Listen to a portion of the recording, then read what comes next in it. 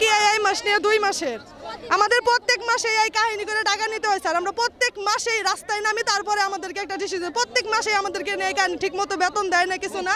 যখন বেতনের সময় ম্যানেজমেন্টের সব লোক পালায় যায়, তাদেরকে আমরা খুঁজেও পাই না। এখন বাধ্য এসে অবশেষে আমাদেরকে রাস্তায় এসে দাঁড়াতে হয়েছে স্যার।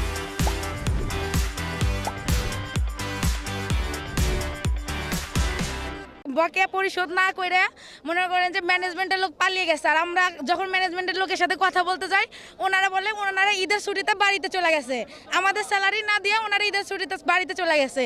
আমরা যাব না বাড়িতে, আমাদের কি স্যালারি দরকার নাই? আমাদের মানে শুধু এমনি গতকালকে আমাদের ফ্যাক্টরি বন্ধ রাখছে, আশেপাশে সকল ফ্যাক্টরি চলে।